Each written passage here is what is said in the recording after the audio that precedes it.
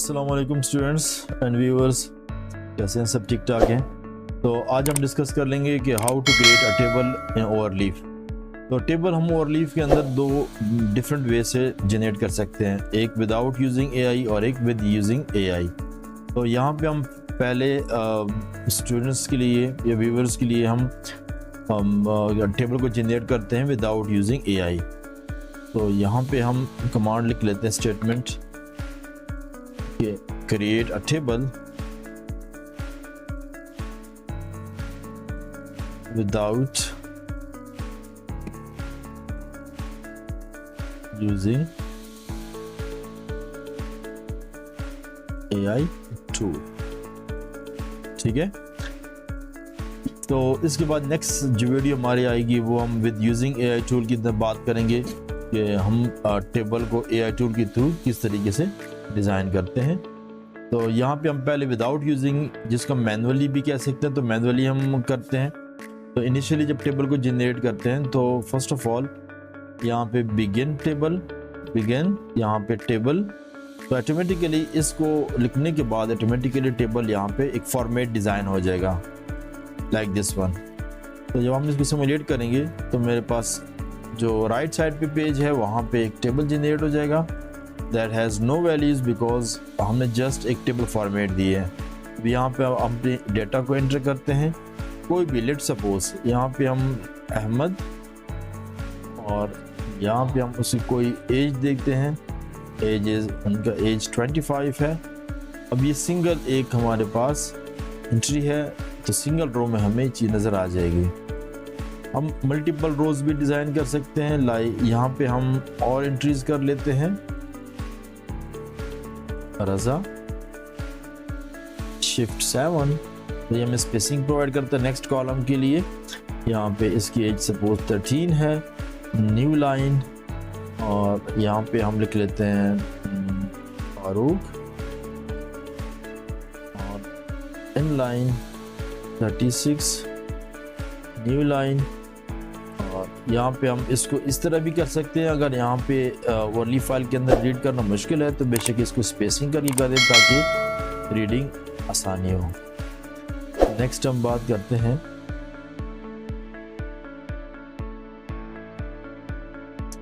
ताहिर अली,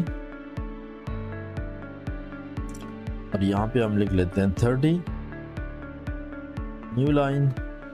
यहाँ पे हम एक और एंट्री करते हैं, लेट्स सपोज दाऊद, और यहाँ पे हम इसको 20।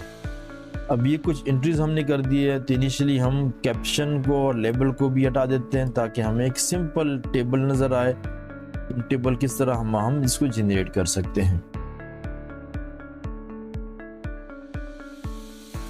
ये top of the line, top of the page पे, ठीक है। तो अब हम क्या करते हैं, अब यहाँ पे हमने ऑब्जर्व किया कि सेंट्रल में एक वर्टिकल लाइन है जो कि नंबर ऑफ कॉलम्स को डिफरेंशिएट करता है। हम चाहते हैं कि बॉर्डर्स में भी अगर लाइंस हमारे पास हों ताकि बॉर्डर, साइड बॉर्डर्स भी हमें शो हो। तो हम यहाँ पे सी से पहले एक लाइन ड्रॉ कर लेते हैं। अब सी मीन्स कॉलम, और इसके राइट साइड भी लाइन ड्रॉ करते हैं। तो अभी हमारे पास इसको कंपाइल करते हैं तो वी विल सी के सेंटर, लेफ्ट, राइट तीनों साइड पे बॉर्डर्स हमें शो हो रहे हैं। और नेक्स्ट टास्क इज़ के हम जो वर्टिकल, जो हॉरिजॉन्टल रोज हैं, यहाँ पे भी हमें बॉर्डर शो होने चाहिए। तो यहाँ पे हम क्या करते हैं कि यहाँ पे आके कमांड यूज़ करते हैं, that is /h line. h line क्या करता है, हमें हॉरिजॉन्टल एक रो जनरेट करके दे देता है, लुक लाइक दिस वन। और यही कमांड हम हर लाइन के बाद यूज़ कर लेते हैं ताकि हमारे पास जितनी भी एंट्रीज हैं सेपरेटेड बाय बॉर्डर्स हों, और बॉर्डर्स हमें हमारे पास शो हो। h line, h line,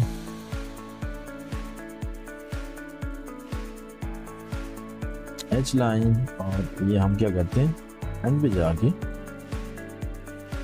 h line, और लास्ट वन h लाइन। अभी हमने कमांड लिख ली है हॉरिजॉन्टल लाइंस की, जो हर एक एंट्री के बाद हमें लाइन देगा, बट यहाँ पे हमने ऑब्जर्व किया कि ठीक है, it's okay. The last line Dawood 20 height जो हमने नाम दिए, ठीक है। तो यहाँ पे जो हम यहाँ पे हाइट आया और यहाँ पे लोअर कोई बॉर्डर शो नहीं हो रहा, और दैट पर्पज़ हम यहाँ पे आगे फॉरवर्ड डबल स्लैश लगा लेते हैं। तो अब यहाँ पे हमारे पास प्रॉपर उसकी एज आ जाएगी और बॉर्डर लाइन भी शो हो जाएगी। ओके, नेक्स्ट हम क्या करते हैं कि इनके अंदर अगर नंबर ऑफ कॉलम्स है, बिल्कुल हम उसको इंक्रीज कर सकते हैं। और इनके बीच हम नंबर ऑफ कॉलम्स कैसे इंक्रीज करते हैं, लाइक यहाँ पे हम सी और एक हम बॉर्डर लाइन लगा लेते हैं। वी विल ऑब्जर्व दैट कि हमारे पास अब चूंकि यहाँ पे थर्ड कॉलम हमने कोई एंटर नहीं किया, तो हमारे पास यहाँ पे थर्ड कॉलम यहाँ पे ऐसे आ जाता है, like this one, this one.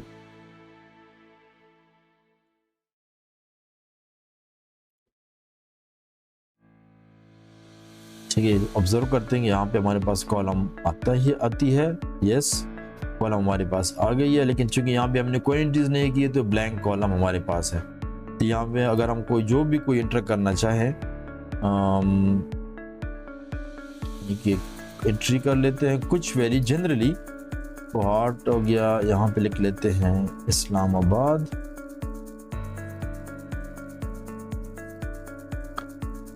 यहाँ पे हम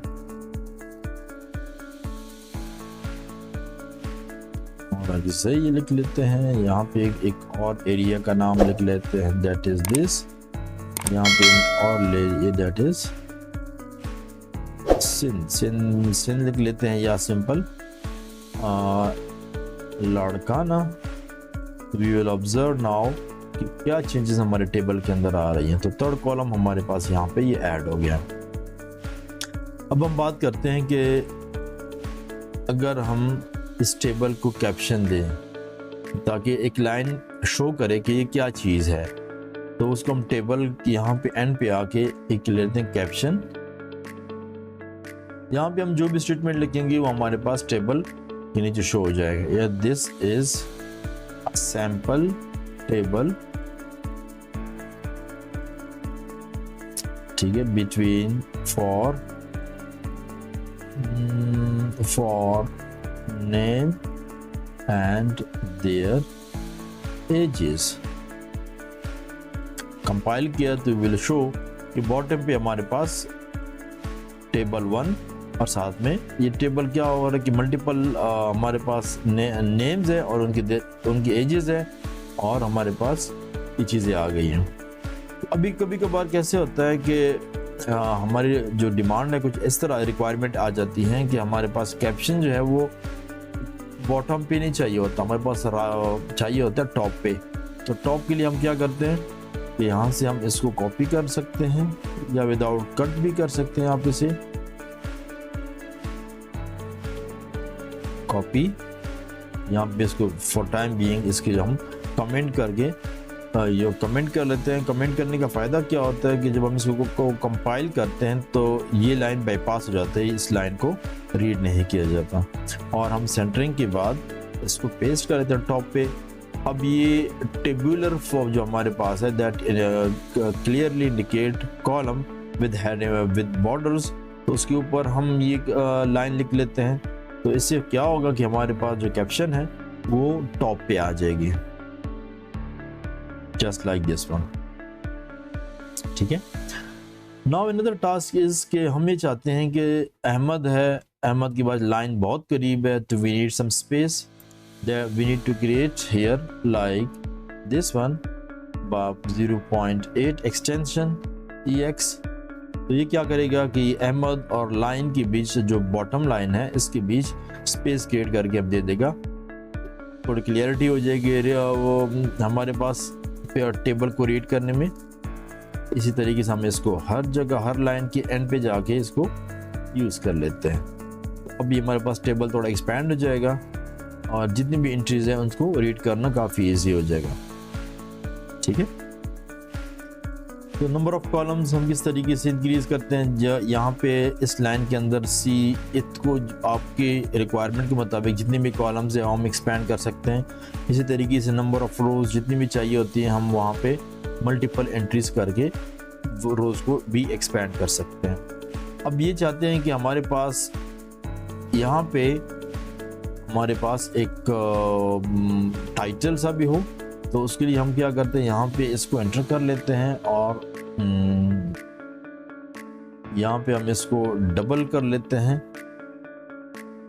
H लाइन, और यहाँ पे हम लिख लेते हैं नेम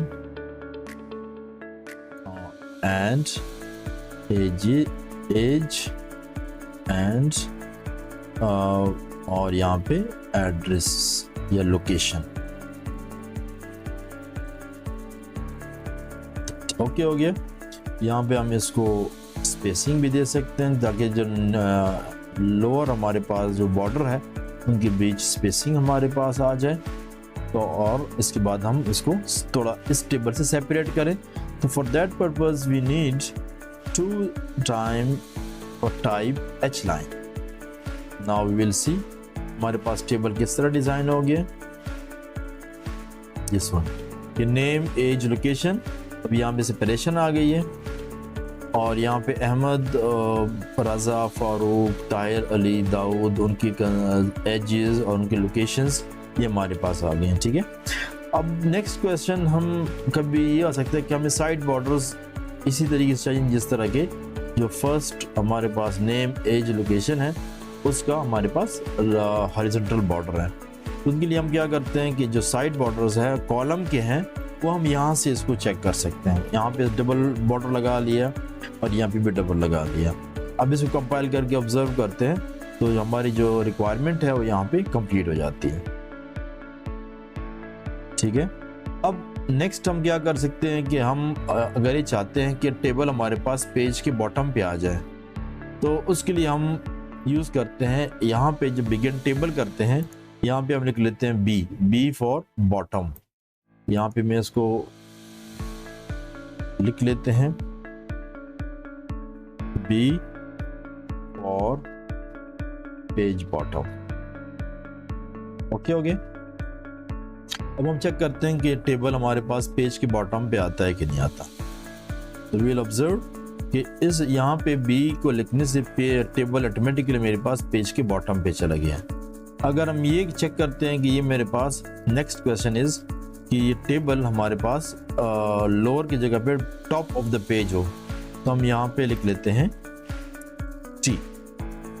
यहाँ पे इनको मैं इसी तरीके से कमांड को यहाँ पे नोट भी करते रहते हैं ताकि इजी हो जाए। बी फॉर पेज बॉटम और T for top of the page. Okay, we'll observe now compile। तो हमने ऑब्जर्व किया कि ऑटोमेटिकली अपनी जगह पे आ गया है। इसी तरीके से हम यहाँ पे एक थर्ड कमांड यूज करते हैं that is here। H means H for here कि जहाँ पे हमारे पास है उधर ही रहे। तो लेट्स सी हम इसको ऑब्जर्व करके देखते हैं कि वाकई वैसा हो रहा है कि नहीं हो रहा, जहाँ पे था वैसे ही अपनी जगह पे है। ठीक है। इस तरीके से और भी कमांड्स है जो हम यूज़ कर सकते हैं। तो अब हम बात करते हैं कैप्शन के हवाले से बात हो गई है। अब क्या होता है कि कभी कभी हमें कुछ इस तरह से सीन आता है कि जो टेबल है वो मल्टीपल प्लेसेस पे ज़रूरत पड़ सकती है। तो उसको ओवरकम करने के लिए अब ये तो नहीं कर सकते कि हम हर जगह पे एक टेबल को बार बार उसको ड्रॉ करने लग जाएं। ये भी बैड प्रैक्टिस है।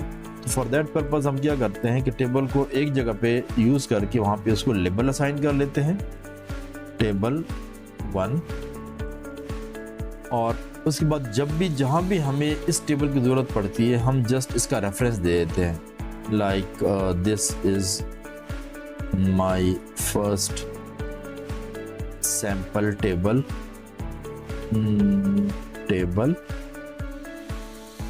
that use in other places, ये बस जस्ट एक सैंपल सेंटेंस लिखा। अब यहाँ पे द फर्स्ट सैंपल टेबल है, अब टेबल किधर है वी डोंट नो, लेकिन हम क्या करते हैं, हम यहाँ पे उनका रेफरेंस दे देते हैं। रेफरेंस को REF कमांड्स यूज़ करते हैं और इस रेफरेंस के अंदर बाद जो कर्ली ब्रैकेट्स है यहाँ पे हम टेबल जो हमने लेबल दिया हुआ है वो हम यहाँ पे लिख लेंगे।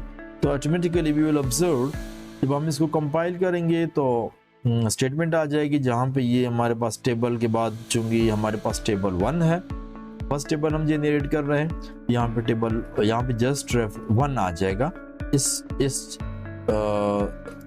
जगह पे। तो हम जो ही 1 को क्लिक करेंगे तो कंसर्न टेबल हमारे पास शो हो जाएगा। ठीक है, इसको कंपाइल करके देखते हैं।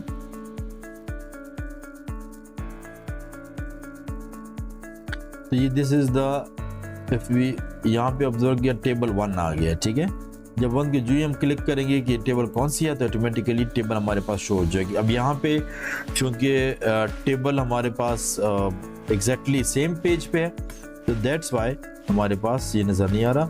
Let's try for a command, यहाँ पे हम लिख लेते हैं न्यू पेज, इसको कंपाइल कर लेते हैं।